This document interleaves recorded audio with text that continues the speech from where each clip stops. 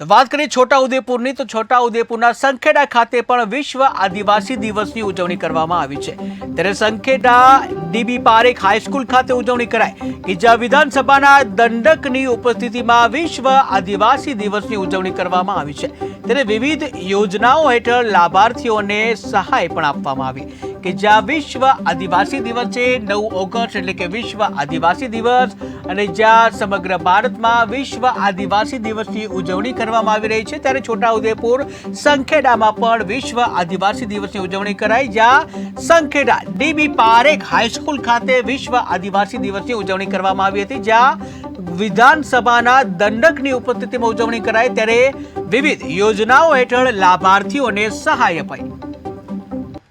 આખા ગુજરાતમાં આજે વિશ્વ આદિવાસી દિવસ નિમિત્તે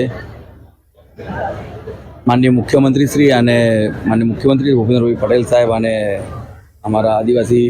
કલ્યાણના મંત્રી શ્રી કુંવરભાઈ ડિંડોર સાહેબ ખેડબ્રહ્માથી અને એ જ પ્રમાણે તમામ જિલ્લાઓમાં જ્યારે આદિવાસી જિલ્લાઓમાં કાર્યક્રમ થઈ રહ્યો છે ત્યારે આજે વડોદરા જિલ્લાનો સંખેડા ખાતે જે કાર્યક્રમ છે તેમાં અમારી સાથે આ વિસ્તારના લોકપ્રિય ધારાસભ્ય શ્રી અભયસિંહભાઈ તડવી સાહેબ અને તાલુકા પંચાયતના પ્રમુખશ્રીઓ અને પ્રાંત અધિકારીશ્રી ઉપસ્થિત હતા। આપણે બધા જ જાણીએ છીએ કે છેક 1982થી વિશ્વ આદિવાસી દિવસની ઉજવણી થાય છે આખા વિશ્વમાં અને આજે જ્યારે ગુજરાતમાં 1 કરોડ જેટલા આદિવાસીઓના કલ્યાણ માટે રાજ્ય સરકાર દ્વારા અનેકવિધ જે યોજનાઓ છે આ વખતના બજેટમાં પણ 22,500 કરોડથી પણ વધારેની માતબર રકમ જ્યારે જોગવાઈ કરવામાં આવેલ છે અને આદિવાસીના સર્વાંગીણ ઉત્સર્જન માટે એમના વિકાસ માટે જ્યારે રાજ્ય સરકાર કટિબદ્ધ થઈ છે ત્યારે આજના દિવસે તમામ સમાજના નેતાઓને અને તમામ નાગરિકોને ખૂબ ખૂબ અભિનંદન પાઠવું।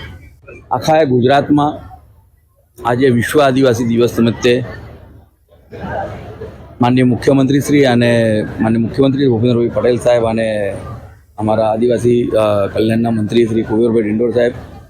ખેડબ્રહ્માથી અને એ જ પ્રમાણે તમામ જિલ્લાઓમાં જ્યારે આદિવાસી જિલ્લાઓમાં કાર્યક્રમ થઈ રહ્યો છે ત્યારે આજે વડોદરા જિલ્લાનો સંખેડા ખાતે જે કાર્યક્રમ છે તેમાં અમારી સાથે આ વિસ્તારના લોકપ્રિય ધારાસભ્ય શ્રી અભયસિંહભાઈ તડવી સાહેબ અને તાલુકા પંચાયતના પ્રમુખશ્રીઓ અને પ્રાંત અધિકારીશ્રી ઉપસ્થિત હતા। આપણે બધા જ જાણીએ છીએ કે છેક 1982થી વિશ્વ આદિવાસી દિવસની ઉજવણી થાય છે આખા વિશ્વમાં અને આજે જ્યારે ગુજરાતમાં 1 કરોડ જેટલા આદિવાસીઓના કલ્યાણ માટે રાજ્ય સરકાર દ્વારા અનેકવિધ જે યોજનાઓ છે